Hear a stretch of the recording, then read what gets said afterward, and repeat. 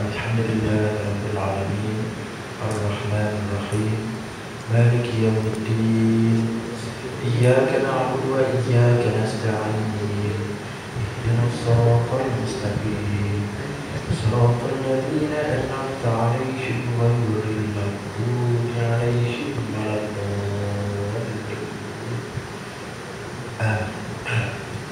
Alhamdulillah bihi nasta'in wa la 'udwana illa 'alal zalimin.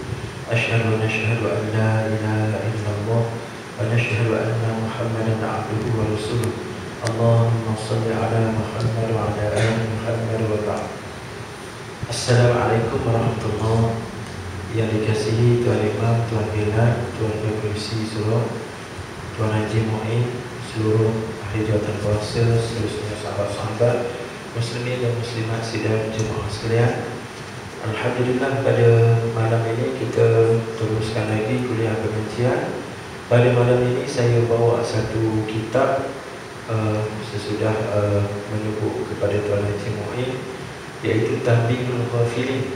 Tanbihul Ghafilin, barangkali ada di kalangan sahabat-sahabat yang biasa dengar dan yang sudah pun mengikuti kuliah pengajian kitab ini.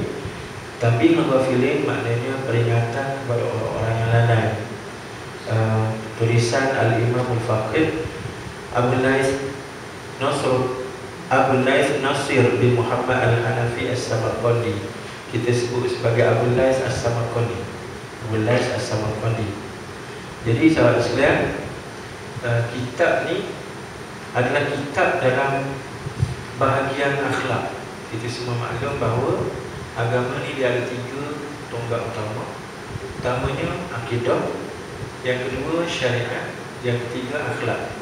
Jadi kitab ni salah satu daripada pengisian pada urusan akhlak, atau orang kita panggil tasawuf, orang kita panggil ilmu ihsan, macam-macam lah. Ini dia.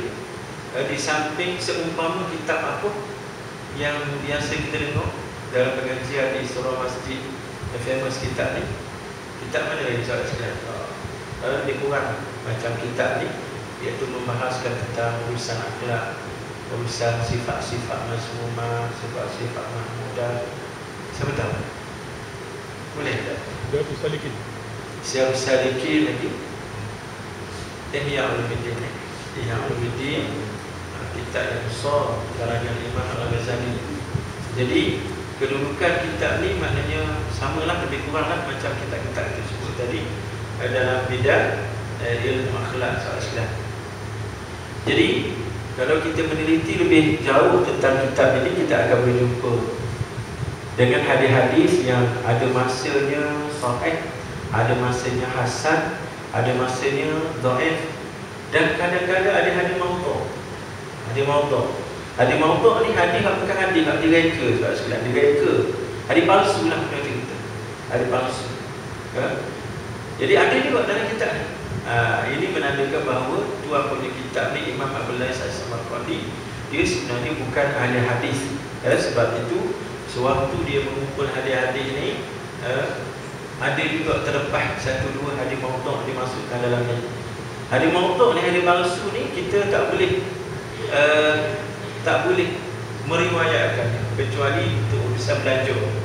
Untuk urusan belanja, kita nak kenal, kita nak beri pengajaran pada orang, nak membezakan pada orang, boleh lah. Tapi kalau sekadar gatal mulut kita, kata orang tak ada kerja, kita bagi, kita buat syarahan tentang hadis maudhu', itu hukumnya haram. Pasal apa? Nabi SAW sebut, man kadzdzaba 'alayya muta'ammidan falyatabawwa maq'adahu minan nar. Hadis sahih. Barang siapa yang berdusta atas nama, dia bawa satu kataan kemudian disandar ini adalah Nabi SAW sebut, maka secara sengaja dibuat lagu tu. Nabi kata apa? Falyatabawwa maq'adahu minan nar. Mungkin standby tempat duduk kamu esok neraka. Neraka, tak sekali. Ini ancaman dan hukuman kepada manusia-manusia yang berani menipu, berbohong atas nama Nabi, atas nama Allah dan Rasul. Sebab itu hadis maudhu' tidak boleh diriwayatkan kalau sekadar nak cakap itu, tapi atas dasar ilmu, atas dasar kita nak membezakan, atas dasar belajar, kita dibenarkan sahaja. Jadi macam mana ni hadis maudhu' ada juga dalam ni. Ada panduan dia. Kitab yang saya gunakan ini adalah tahqiq oleh Imam As-Sayyid Al-Arabi. Dia ada suntingan atau tapisan oleh Al-Imam Sayyid Al-Arabi. Jadi Imam Sayyid Al-Arabi ni dia bantu kita untuk belanja kitab. Pasal apa sahabat sekalian? Kitab ini begitu bernilai, begitu bermutu sangat. Saya first time saya beli kitab ni waktu duduk belajar di peringkat matrikulasi Universiti Malaya di Pra-Akademi Islam di Lahuri. Ada dia punya pameran kitab antarabangsa, duduk Selangor punya Selangor jumpa kitab ni bahasa Arab dan sekalian. Kemudian bila kita cuba teliti, tilik sedikit sebanyak benda-benda kat dalam ni, Masya Allah, dia punya bentangan oleh pihak pengarang Imam Abdul Nais ni mengujakan kita. Kadang-kadang kita pun jadi terusik sahabat sekalian. Ya dah tu ni. Dan kebetulan sahabat sekalian kalau ikut pengalaman saya sedikit sebanyak pernah juga duduk di pondok masa budak-budak dulu. Arwah ayah sahabat sekalian, ayah saya meninggal umur saya 6 tahun. Jadi sebelum umur 6 tahun tu saya sempat teringat ayah saya ni duduk bimbing saya, duduk jendeng saya bawa ke pondok. Duduk dengar di pondok Kuala Terengganu Merbau Patok. Jadi ada sedikit sebanyak ilmu-ilmu tu masih melekat pada saya sahabat sekalian. Yang kebetulannya apabila jumpa kitab ni rupanya sili ke tak guru tu ambil. Ada dia punya asas dia. Ada banyak pengajaran seingat saya dia ambil daripada pondok tadi, rupanya duduk dalam kitab ni. Nanti insya-Allah panjang umur murah rezeki kita akan lihat sahabat sekalian. Yang penting ada panduan di bawah hasil daripada bantuan ada ulama yang kemudian ini nak bantu umat Islam supaya kita bila belanja kitab ni antaranya kita belanja secara tersusun, sistematik dan tidak kata orang tidak sesat. Seumpama juga kitab Ihya Ulumuddin. Sama juga sahabat sekalian. Sifat Ihya Ulumuddin ini bahawa dalam kitab Ihya Ulumuddin terdapat juga hadis sahih, hadis hasan, hadis maudhu', mana hadis dhaif, mana hadis maudhu', hadis palsu tadi. Dia kerana Imam Al-Ghazali ni dia sebenarnya bukan imam hadis, bukan mujtahid, bukan ulama mujtahid dan juga bukan pakar ilmu hadis. Tapi takkan kita nak tolak Imam Al-Ghazali? Masya-Allah, siapa kita sahabat sekalian nak banding dengan Imam Al-Ghazali? Imam Al-Ghazali ini diberikan satu gelaran yang tidak ada pada orang lain, yang disebut sebagai Hujjatul Islam. Hujjatul Islam. Ada lagi orang lain macam Hujjatul Islam Ibn Taymiyah. Jadi Hujjatul Islam ini gelaran yang begitu unggul yang tidak diberikan menerusi universiti ataupun kualiti tinggi. Dia adalah pengiktirafan oleh alim ulama dunia Islam berasaskan kepada waraknya orang tadi, faqihnya orang tadi, berilmunya orang tadi. Jadi antara orang yang sampai ke tahap itu adalah Imam Al-Ghazali. Walaupun beliau bukanlah ahli hadis, tetapi kata-kata Imam Al-Ghazali ini dianggap hujah dalam urusan Islam, dalam urusan agama. Contoh kata, orang tanya saya tentang urusan agama, tentang Islam, saya nak bercerita dengan ayat Quran, saya tak ingat. Saya nak bercerita dengan hadis Nabi, saya tak tahu. Tapi saya ingat kata-kata dan pandangan Imam Al-Ghazali. Maka saya boleh berujuk dengan pandangan Imam Al-Ghazali atas nama Islam. Kenapa? Pasal beliau digelar sebagai Hujjatul Islam. Itu pun sahabat sekalian menurut riwayatnya, di saat Imam Al-Ghazali ini meninggal tahun 1111 Masihi bersamaan dengan 505 Hijriah. Kita sekarang ni 1434, hampir 900 tahun yang lepas tak sekalian. Di saat-saat baginda meninggal, baginda sedang menekuni ilmu hadis, sedang konsentrate pada ilmu hadis. Mengikut kata-kata alim ulama yang datang kemudian ini, jika sekiranya ada jodoh panjang umur, ada rezeki pada Imam Al-Ghazali, maka beliau akan muncul sebagai tokoh dan pakar hadis pada zaman itu. Tapi rezeki dan ajalnya sekadar itu, Beliau meninggal dalam keadaan masih dalam lajur tentang hadis tadi. Jadi walaupun begitu, kitab beliau Masya Allah, Tabarakallah, sehingga kan orang-orang Melayu di Nusantara ini bila sebut Ihya Ulumuddin, Masya Allah, dia punya tandingan seolah-olah macam Quran. Quran sekarang. Orang Melayu di Nusantara ini lebih kenal Ihya Ulumuddin berbanding Sahih Bukhari Muslim. Sedangkan dari sudut hujah, Bukhari Muslim itu duduk pada hujah nombor 2 selepas daripada Quran. Tapi nak cerita rapatnya orang Melayu kita ni dengan Ihya Ulumuddin. Tapi sedar ke tidak, dalam kitab Ihya Ulumuddin itu ada hadis-hadis yang perlu kita teliti supaya kita tidak meriwayatkan hadis-hadis yang disebut sebagai palsu. Jadi nak tolak ke? Jangan. Kita teruskan, ini adalah khazanah ilmu yang cukup bernilai seumpama apa yang ada pada kita pada malam ini, iaitu Tanbih Rawafili. Jadi kitab-kitab ini dari sudut nama pun dia bayangkan sesuatu pada kita, saudara sekalian. Contoh Ihya Ulumuddin. Ihya Ulumuddin dengan Tanbihul Ghafili. Kitab ni rupanya lebih awal daripada Ihya Ulumuddin 200 tahun. Dan meninggal pengarangnya Imam Abul Lais As-Samarqandi 373 Hijriah, sama Al-Fiqh adalah 954 Masihi. Imam Al-Ghazali 1111. Jadi 200 tahun kitab ini mendahului Imam Al-Ghazali. Kedua-dua kitab ini cuba tengok dia punya nama. Tanbihul Ghafili, peringatan kepada orang-orang yang lalai. Dengan yang tadi Ihya Ulumuddin, menghidupkan ilmu-ilmu agama, memberi faham kepada kita ada masalah berlaku pada zaman itu, saudara sekalian. Kita semua maklum, zaman sesudah wafatan Nabi SAW disambung oleh Khulafa Ar-Rasyidin, kemudian disambung oleh kerajaan Bani Umayyah, kemudian awal kerajaan Bani Abbasiyah. 300 tahun yang pertama lepas daripada meninggalnya Nabi SAW, umat Islam digelar sebagai Salafus Saleh, golongan Salafus Saleh, generasi orang yang terbaik yang Nabi SAW sebut khairul qurun qarni thumma alladhina yalunahu thumma alladhina yalunahu. Sebaik-baik kurun adalah kurun aku, iaitu aku dengan para sahabat. 100 tahun biasanya, satu generasi biasanya 100 tahun. Thumma alladhina yalunahu, kemudian mereka yang mengikuti generasi 100 tahun pertama ni, iaitu 200 tahun yang berikutnya, generasi at-tabi'in. Thumma alladhina yalunahu, kemudian mereka yang mengikuti selepas itu, merujuk pada zaman 300 tahun selepas itu, tabi' at-tabi'in. Jadi ini 3 kumpulan generasi kehidupan manusia yang dikenal sebagai salafus saleh: sahabat, at-tabi'in, tabi' tabi'in. Kita hari ini 1434 bermakna kita 13 kali tabi'.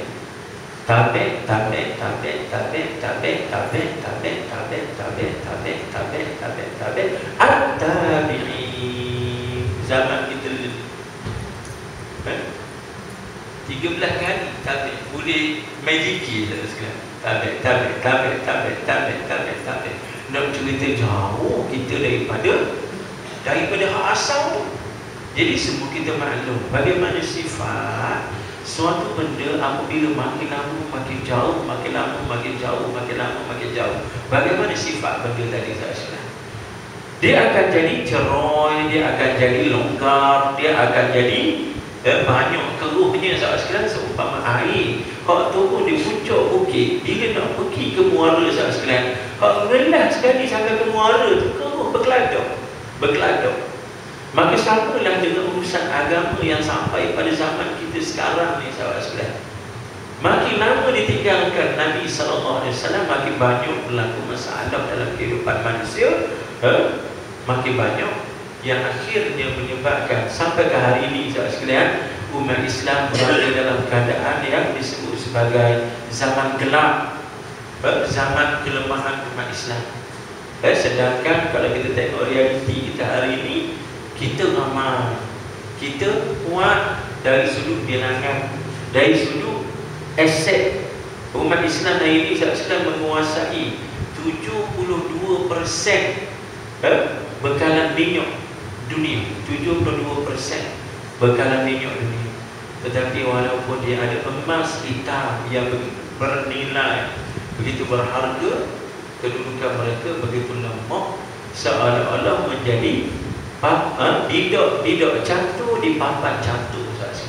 Seolah-olah jadi buah di papan cantu. Orang lain tu kadang mengatur, mu duduk sini, mu duduk sini, mu makan ni dulu, ni duduk jauh sikit. Tu kan mengatur kita, saudara sekalian. Betapa lemah kita. Samalah zaman yang lahirnya kitab-kitab ini. Rupanya, saudara sekalian, pada masa itu sudah berlaku kelalaian dan kecuaian umat Islam. Menyebabkan Al-Faqih Abdul Lais As-Samarqandi ini berusaha untuk menyelamatkan kehidupan umat pada masa itu. Dia bangkit walaupun dia bukan ahli ilmu hadis, tapi kerana faham dia, kerana perjuangan dia, kerana jihad dia, maka dia mengumpul hadis-hadis yang dia dapat. Sahabat sekalian, kata-kata ahli ulama yang dia dengar, kemudian dia masuk dalam kitab ni. Dia beri nama peringatan untuk orang-orang yang lalai. Pasal rupanya lalai terlanjur manusia pada zaman itu. Kita semua maklum, sahabat sekalian, kehidupan manusia dari sudut tamadun dia ada 3 fasa. Fasa pertama fasa meningkat, fasa kedua fasa meniti kejayaan, fasa ketiga fasa al-idmihlan, fasa merudum, sahabat sekalian. Mengikut teori Ibn Khaldun, 80 tahun yang pertama adalah fasa menegak, 80 tahun kedua fasa melintang, 80 tahun berikutnya adalah fasa kejatuhan, sahabat sekalian. Jadi ini keadaan umat Islam pada masa itu menyebabkan lahirnya kitab ini. Seumpama Ihya Ulumuddin. Bayangkan zaman Ihya Ulumuddin itu umat Islam begitu luas empire Islam. Begitu luas. Tetapi mereka lemah. Kenapa lemah? Sebab mereka pada masa itu sudah hilang fokus terhadap kehidupan sebenar, iaitu matlamat akhirat. Hilang fokus disebabkan kaya terlanjur mewah sangat, tak sedar, menyebabkan mereka meletakkan fokus mereka kepada dunia, dan akhirnya mereka digeletek dengan godaan dunia, dan akhirnya ramai yang mati dalam keadaan tak ingat kepada hakikat dan realiti kehidupan mereka. Ini yang berlaku menyebabkan Imam Al-Ghazali bangkit melaksanakan tuntutan jihad dari sudut ilmu, mengarang kitab yang diberi nama menghidupkan balik ilmu-ilmu agama. Mudah-mudahan, sahabat sekalian, umat Islam pada masa itu dibangkit balik bila baca isi kandungan kitab-kitab tadi. Yang kedua yang saya nak sebut, sahabat sekalian, kitab ini karangan Imam Abdul Lais As-Samarqandi. Perkataan As-Samarqandi sedikit sebanyak memberi faham kepada kita bahawa orang ini bukan orang Arab. Dia adalah orang Samarkand. Samarkand satu tempat dalam negara Uzbekistan. Dan Uzbekistan kita semua maklum adalah satu wilayah yang diikat pada satu ketika atas nama Soviet Union. Soviet Union tahun 70-an 60-an dulu, kita semua maklum antara blok yang kuat di dunia ini, di planet bumi ini, adalah blok timur yang disebut sebagai blok komunis sosialis, diketuai oleh Soviet Union antaranya, sahabat sekalian. Manakala lawannya adalah blok barat, iaitu Britain pada masa itu, sahabat sekalian. Jadi Soviet Union ini sendiri dia ada 15 negara. Luar biasa, sahabat sekalian. 6 buah wilayah, 6 buah negeri dalam kesatuan Soviet ini. Rupanya negara yang ramai umat Islam. Termasuklah Uzbekistan tadi, sahabat sekalian.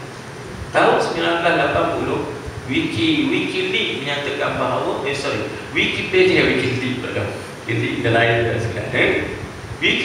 menyatakan bahawa umat Islam di Rusia sahaja ada 15.5 juta orang. 15.5 juta orang. Jadi kita selama ni bila sebut Rusia, kita bayangkan komunis. Bila sebut komunis, kita kata tak ada agama, menentang Islam, tak. Menentang agama, tak kira lah agama pun menentang dah tu, tak percaya pada Tuhan, tak. Rupa-rupanya umat Islam di situ ada 15 juta lebih. Ini nak beri faham kepada kita sahabat sekalian, Islam ni milik semua orang. Dia bukan hak eksklusif mana-mana bangsa, mana-mana negara, sahabat sekalian. Sebab tu kadang-kadang kita kena betul balik pemikiran orang Melayu. Dan sahabat-sahabat kita duduk di tengah bandar macam ni, insya-Allah kita orang Terengganu kata beri sikit otak kita ni longgar sikit. Longgar sikit kita boleh faham. Tapi kalau pergi ke kampung-kampung sahabat sekalian, macam mana mentaliti yang dibentuk dalam masyarakat kampung ni, nampak bahawa Islam ni adalah hak eksklusif orang Melayu. Kalau tengok muka lain sikit, muka macam Keling sikit, macam Tamil sikit, macam orang Mongolia sikit, macam orang Sweden sikit, dia kata mu'alaf teruk lah. Mu'alaf lah. Sebab tu orang Cina selalu kena mu'alaf, dia kata mu'alaf. Padahal rakyat Cina beragama Islam lebih ramai daripada bangsa Melayu. Di Xinjiang sahaja Cina sekarang ni ada tidak kurang 20 juta umat Islam di Xinjiang.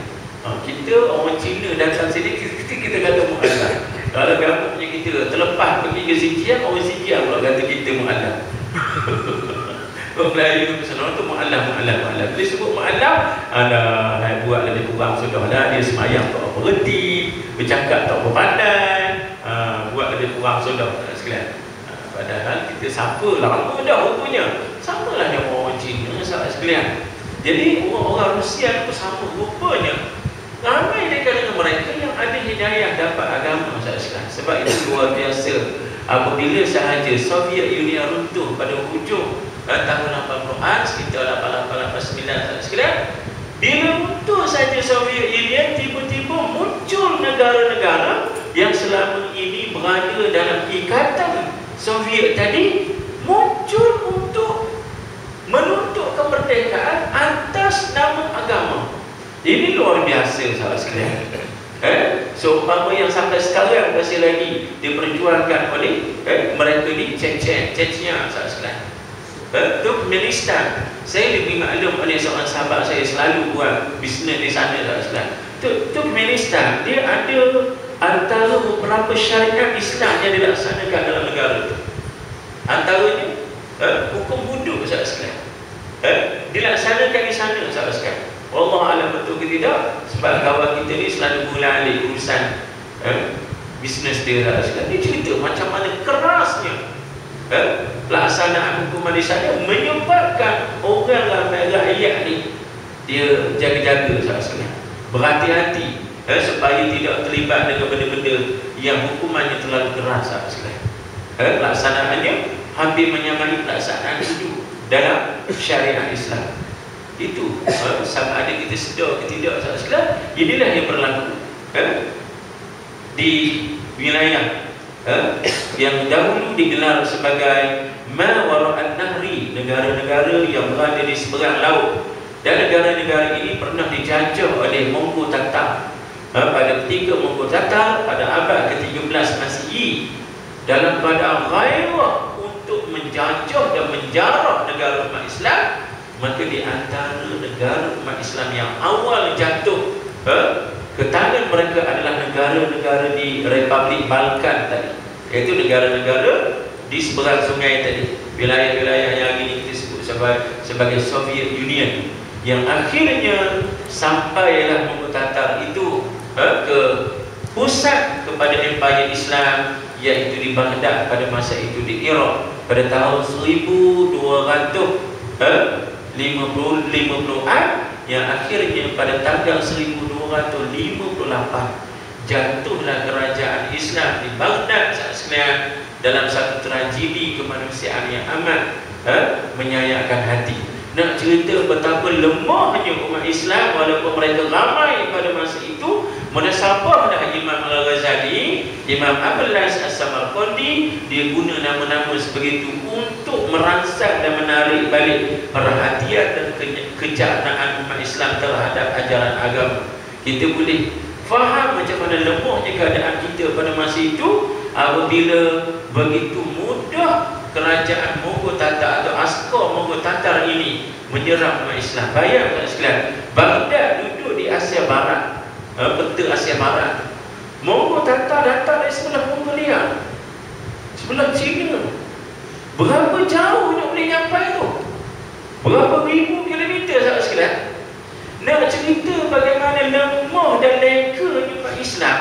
Mereka tak sedar perjalanan yang begitu laju dan dahsyat yang diharungi oleh orang-orang Mongol Tatar. Tahu-tahu dekat dengan sepadan negara, baru dia tak buka, sahabat sekalian.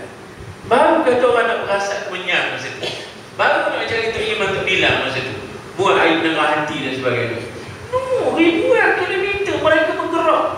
Tidak ada sebarang kecanaan pada umat Islam pada masa itu. Pasal lemah dah lalu. Sehingga disebut dalam kitab oleh Imam Ibn Asir, lemahnya umat Islam pada masa itu. Ada satu kes apabila seorang tentera Mongol, sahabat sekalian, dia masuk dalam satu kampung, dia tengok orang Islam dia bersembang tepi-tepi jalan. Masa itu dia terlupa bawa pedang, sahabat sekalian. Dia boleh beri arahan kepada pemuda Islam, kamu jangan pergi mana, duduk sini sekejap, duduk sini sekejap, aku nak ambil barang tinggal di rumah. Dia balik sebenarnya, sahabat sekalian. Menghairankan dia apabila semua orang Islam, pemuda-pemuda yang ada di tepi jalan, tak ada seorang pun angkat punggung, duduk stay menunggu. Padahal mereka tahu mereka menunggu maut. Jadi akhir sekali habis kena sembelih, sekalian. Penangan seorang tentera Mongol. Satu kes lagi, seorang tentera Mongol perempuan, dia boleh suruh orang Islam pemuda ni baring dalam keadaan muka dia terlungkup ke bawah. Dia balik ambil senjata dia, sampai balik kat situ dia tengok Mamat ni tak bangun-bangun, sekalian. Nak cerita lemah umat Islam pada masa itu. Sebab itu bila berlaku tragedi kemanusiaan ini, Ibn Asir menyatakan tidak kurang daripada 1.8 juta umat Islam yang terbunuh. Sehingga darah mengalir ke sungai Furat dan Dijlah, mengubah longkang-longkang menjadi aliran sungai akibat daripada dahsyatnya pembunuhan yang dilakukan oleh tentera Mongol Tatar pada masa itu. Sehingga mereka membina piramid tinggi dengan menggunakan tengkorak manusia yang disembelih. Dibunuhnya umat Islam, tengkorak mereka dibina menjadi piramid. Tapi Masya Allah, Tabarakallah, suatu kuasa Allah berlaku, mukjizat Allah di sini. Apabila selang beberapa tahun selepas itu, saya tak ingat antara yang tepat, bagaimana cucu kepada Hulagu Khan Timur Leste yang menjadi pemerintah berikutnya tiba-tiba terbuka hidayahnya oleh Allah SWT dan akhirnya memeluk Islam. Ini suatu perkara yang luar biasa berlaku hanya kepada Islam. Bagaimana keadaan orang yang sakit hati, pendendam kepada Islam, begitu berusaha untuk memusnah dan menghancurkan Islam selumat-lumatnya, tiba-tiba dia boleh bertaubat, akhirnya menjadi pendokong dan juga penyokong kepada Islam. Bila Timur Leste dia dapat Islam, dia berusaha untuk membina balik tamadun Islam. Dia latih balik ulama-ulama Islam. Kemudian dia seorang antara keseronokan dia ialah kepada kesenian Islam, kepada seni-seni Islam ni, seni khat, corak, awal larak, semua tu. Jadi waktu dia tu dia bina balik, dia bentuk balik kehebatan Islam sekarang. Cuma Islam cara dia lah, Islam cara dia yang disebut oleh Imam Ibn Katsir dalam kitab tafsir Ibn Katsir, tafsir Al-Aziz, disebut bagaimana orang-orang Mongol Tatar yang memeluk Islam ini, walaupun dia memeluk Islam, tapi dia buat cara dia. Antaranya mengubah satu perlembagaan negara yang dinamakan sebagai perlembagaan Yasat.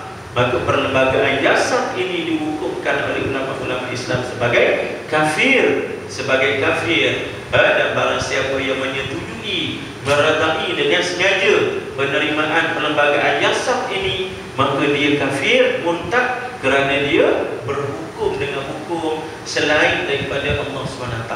Ini diterangkan oleh Ibnu Katsir dalam kitabnya khusus pada tafsir pada ayat-ayat berkenaan dengan hukum. Afa hukmal jahiliyyati yaqul, ada sebagainya.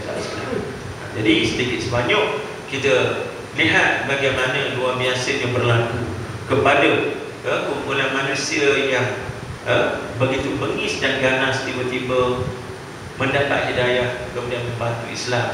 Walaupun Islam ini dipertikaikan.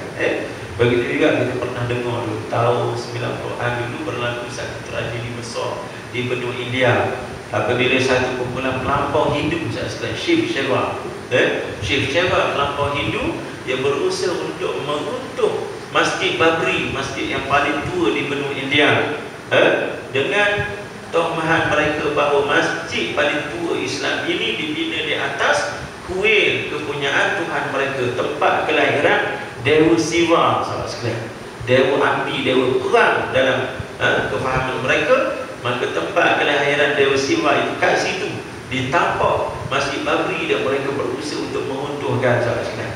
Tiba-tiba selang 3-4 tahun selepas itu, ketua pelampau Syekh Syeva mendapat hidayah masuk Islam dan sedang kemudian membantu perjuangan Islam, cuba untuk bayar balik dosa dia kepada agama.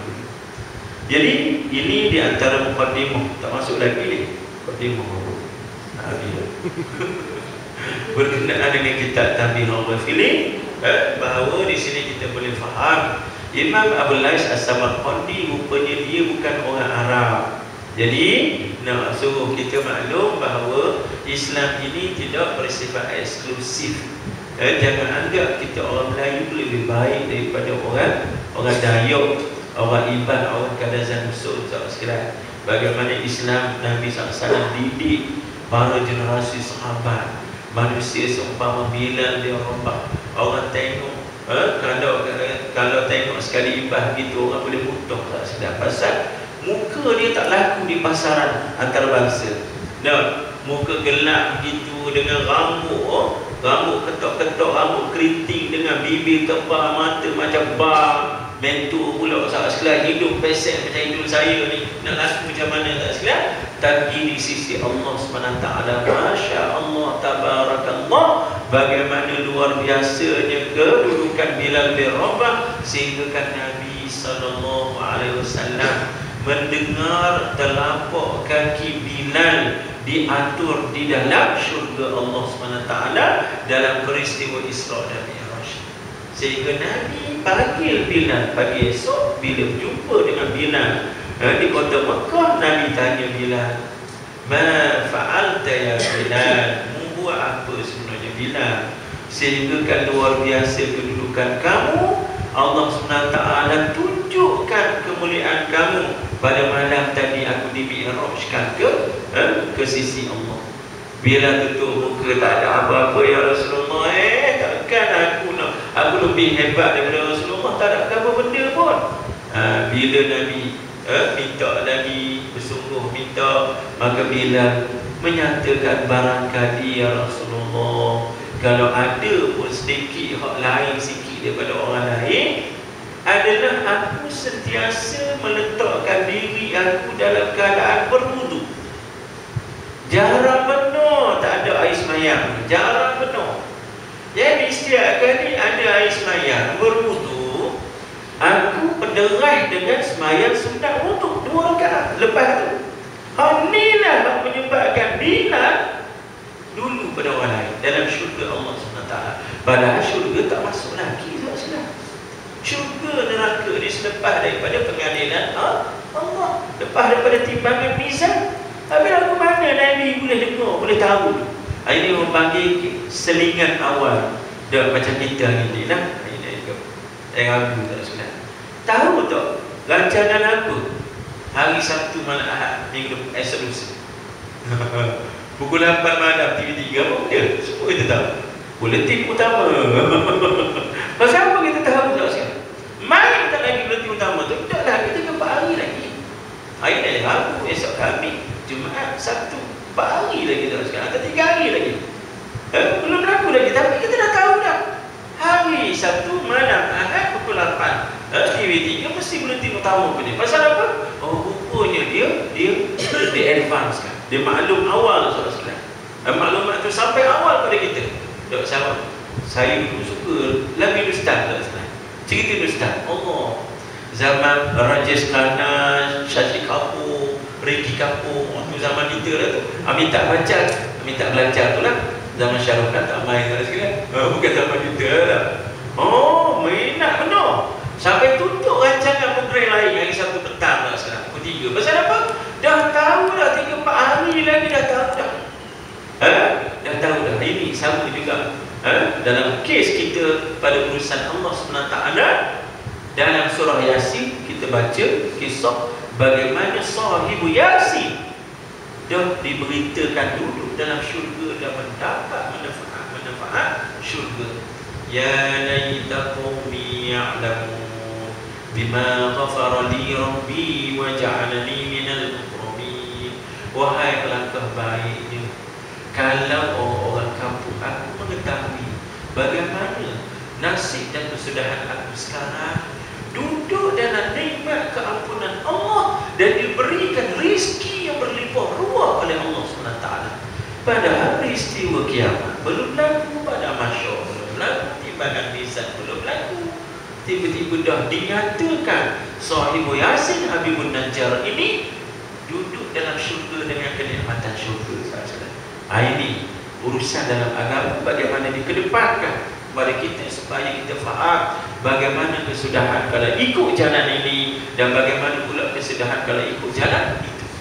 Jadi dalam Islam kedudukan Bilal walaupun dari sudut fizikal luaran tak laku sahabat sekalian, tapi di sisi Allah SWT masya-Allah kelebihan Bilal ni tidak lain tidak bukan sentiasa duduk dalam keadaan bersih. Sebab tu ini merupakan dorongan atau motivasi kita.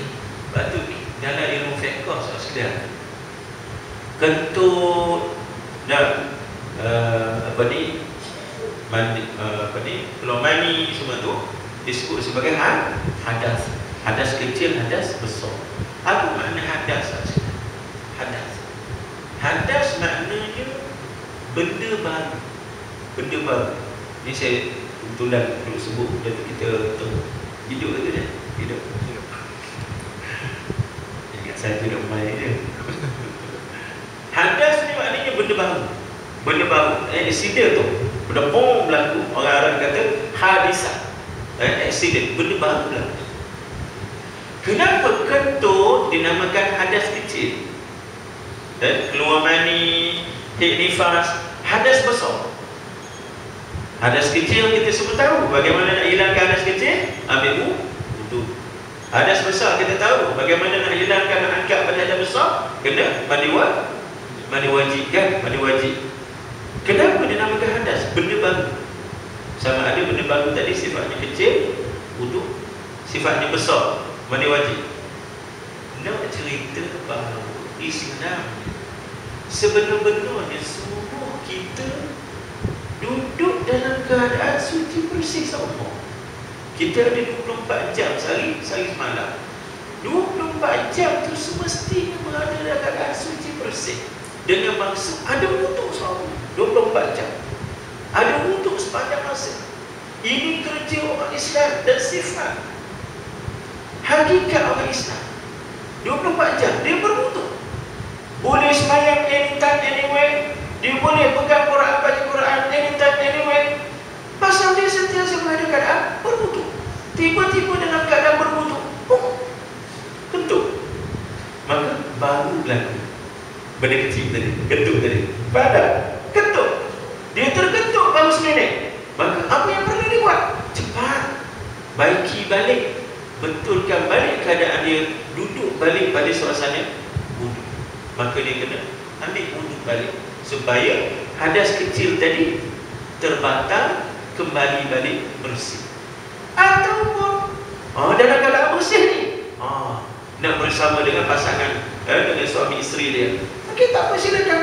Dia bersama saja hadas besar, segeralah selepas itu bila dah habis hajat kita, untuk kita kembali hakikat kehidupan kita atau suasana kehidupan kita kepada suasana bersih.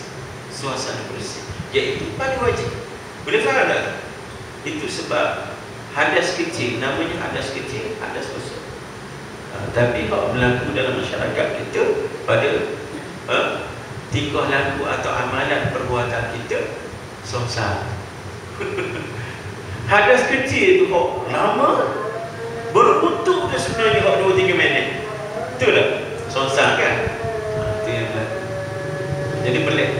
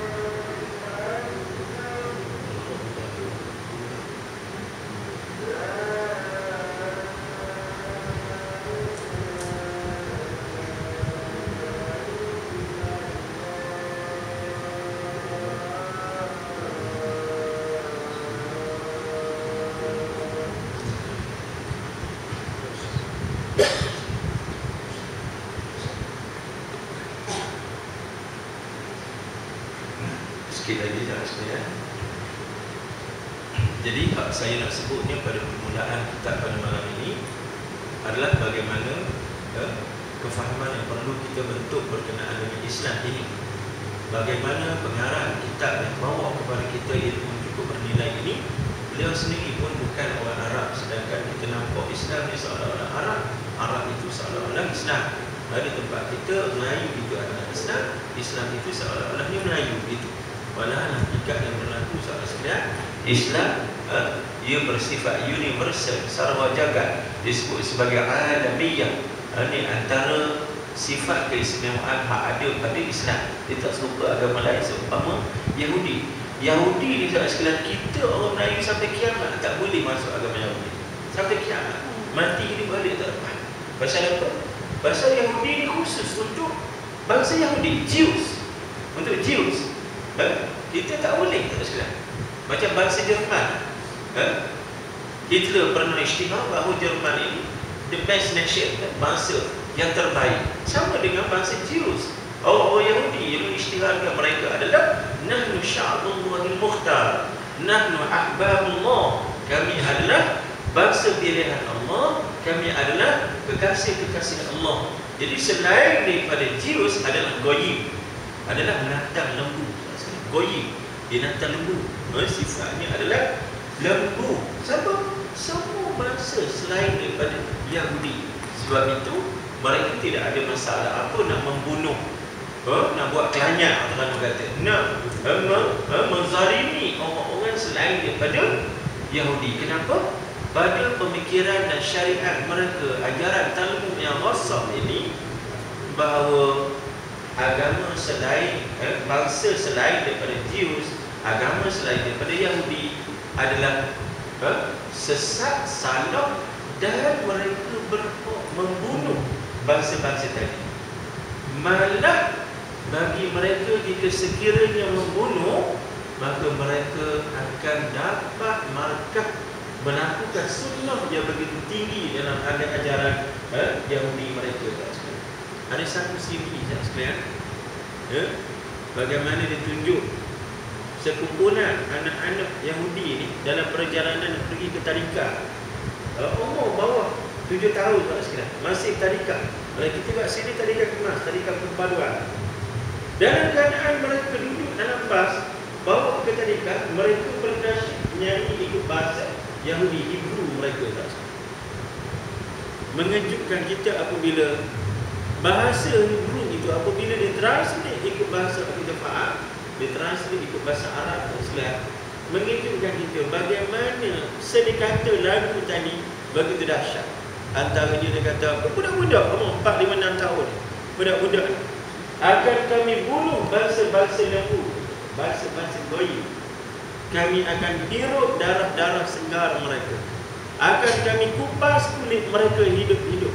Budak umur 4, 5, 6 tahun bernasib nak pergi ke tadika dengan nasyid hak lagu. Bayangkan. Sebab itu kita tengok orang Yahudi ni, walaupun mereka sedikit, tapi Masya Allah, apa kekuatan yang ada pada mereka. Hari ini mereka lebih kurang dalam 12 hingga 15 juta.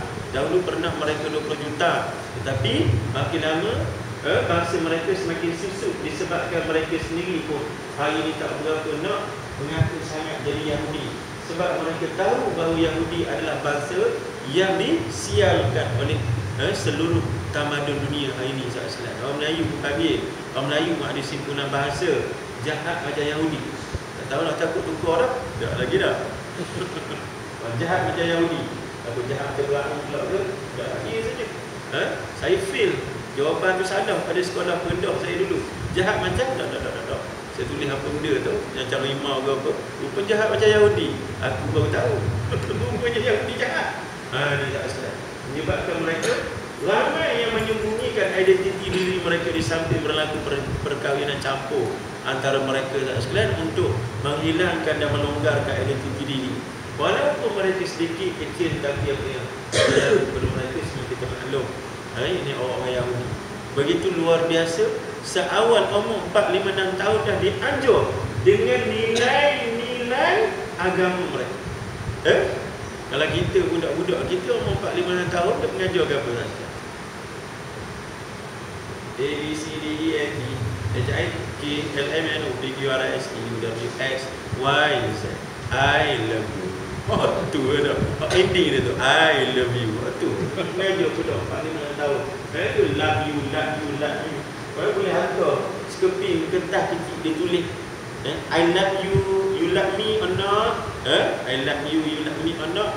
Ada budak sekolah rendah hantar kertas skeping kat kawan sekolah dia. Saya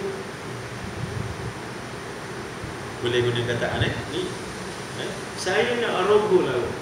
Budak dah ada dua sekolah agama. Saya nak rogol awak. Gurau ke Allah Alam sekalian. Dapat surat pada cikgu, kertas pada cikgu. Ini keadaan kita, budak-budak kita, budak-budak Melayu ni. Tapi budak-budak Yahudi diancur tentang apa? Tentang nilai agama mereka.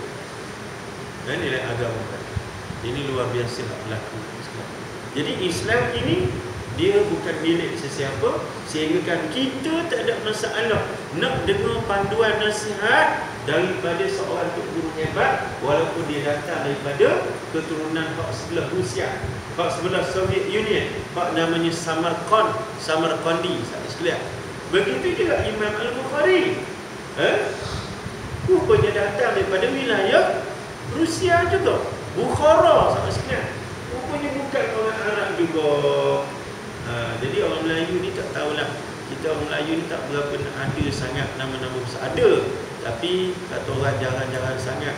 Antara orang kita boleh rasa bangga dengan Melayu ni, antara ni sahabat sekalian, Syekh Idris Al-Marbawi, saya ingat sekalian, seorang ulama Melayu keturunan Lubuk Merbau yang begitu warak dan yang begitu alim sahabat sekalian, yang mensyarahkan kitab Bahrul Mazi, ada syarah Sahih At-Tirmizi itu sahabat sekalian. Dia ni seorang bahasa Melayu yang begitu warak. Saya ingat warak dia sahabat sekalian tahun 86, tak silap ingatan saya, waktu kerajaan Malaysia isytihar dia ni sebagai tokoh ma'al hijrah kebangsaan pada masa itu, maka dia dijemput ke hadapan, kemudian diminta untuk bercakap, bagi nasihat kepada orang ramai yang sedang menunggu masa itu tak sekalian. Tapi Masya Allah, bila dia duduk depan, berdiri depan mic, dia diam tak sekalian, lebih kurang dalam 3-4 minit dia diam. Dia menunggu, suspend gila orang lain. Apa benda lah orang tua dia nak cakap tak sekalian. Diam, tunggu. Last kali dia kata apa? La adri syai'an, dia kata. La adri syai'an. Nyek. Dia keluar, pergi balik ke tempat dia duduk. Allahu Akbar. Dia kata aku tak tahu apa benda pun, dia kata. Ulama yang hebat yang mengarang kitab Bahrul Mazi dan kitab Qamus Al-Marbawi ni, sampai di bulan TikTok berpuluh kali sahabat sekalian, hampir 1 dunia pakai sahabat sekalian. Tiba-tiba dia boleh jawab aku tak tahu berapa benda. Ini luar biasa. Sebab itu kita bangga dengan nama-nama sebegini sahabat sekalian. Mudah-mudahan kita boleh melahirkan generasi yang boleh mengikut balik, photostat balik apa yang sudah ada, yang pernah ada dalam masyarakat. Jadi bab yang pertama dalam kitab ini Babul Ikhlas. Babul Ikhlas. Baru nak masuk. Tahan ke tak ada? Baru nak masuk bab pertama. Tahan ke tak? Boleh tak? Oh, ada permintaan berhenti rehat dulu dia kata. Berhenti rehat maknanya kita sambung bulan depan pula lah tau. Jadi sebelum kita rehat, bab ni Imam Abul Lais Samarkandi dia letak nombor 1 ikhlas. Kalau ikut Imam Al-Ghazali, waktu dia letak bab nombor 1 dalam Ihya Ulumuddin, dia letak kitab apa? Bab apa? Siapa tahu? Ingat tak? Bab apa tahu? Babul ilmi. Bab tentang ilmu pengetahuan. Waktu ilmu, waktu ni ikhlas. Pak mana satu bercanggah ke? Pak mana satu kita nak pakai? Dua-dua kita kena terima, kita kena ambil. Ni baik kita waktu mengaji Melaka ni tak sekalian. Pak ni kita ambil, pak ni kita ambil. Ilmu kita semua maklum, dia adalah syarat untuk beramal. Ikhlas pula semua kita maklum, dia adalah syarat penerimaan amal. Pak ni ilmu syarat beramal, ikhlas syarat untuk penerimaan amal. Ini tak sedar, kena ambil dua-dua. Sebab tu alhamdulillah kita ada atas Allah ni, boleh kata generasi umur 40 tahun ke atas. Saya pun bangga dah. Tahun ni saya dah sampai 40 tahun. Jadi bulan 9 akan datang baru 40 tahun. Bila 40 tahun ni boleh masuk tim abang-abang sekalian lah. Abang-abang sekalian, satu tim lah kita. Tim apa? Tim orang tua. Nah, orang tua start daripada 40 ke atas, tak ada sekalian. Jadi kalau ikut umur kita 40 tahun ke atas belaka ni, kalau tengok balik tabungan amalan kita banyak kira. Dah seumpama duit kira rezeki kita dah 35 tahun duduk kerja. Takkan sikit pula. Kena pula DG berapa atau DS berapa. Dah DG sampai 52 dah, 54 terus dah. Dah tentu banyak dia punya duit dalam tabungan. Alih-alih bila pencen besok nak guna duit, tengok-tengok tak ada. Pasal apa tak ada? Tak perasan kita rupanya pergi labur pada pelaburan. Tak rugi. Kita tak cek pun. Nak guna duit kita simpan tabungan, kita nak tengok tak ada. Rugi rupanya pelaburan kita. Sama juga dengan urusan amalan kita hantar kita pada Allah SWT. Sahabat sekalian, esok kita nak kelih balik, nak tilik balik, nak ambil manfaat balik terhadap amalan kita. Ingat peristiwa di Padang Mahsyar, sampai ada peristiwa di mana manusia mengharapkan satu je ucapan ataupun kalimah yang baik untuk memberatkan timbangan baik dia berbanding dengan timbangan jahat, menyebabkan dia musi ketam, terang kata muta, ambil cari siapa sanggup untuk beri sepatah kebaikan untuk dia atas nama sepatah perkataan baik untuk dia, ambil letak dalam ceper kebaikan dia, bagi dia berjaya di hadapan Allah SWT, tapi tak lepas. Itu tak sekalian. Jadi waktu itu tengok-tengok tabungan kita tak berapa nak melekat. Pasal apa?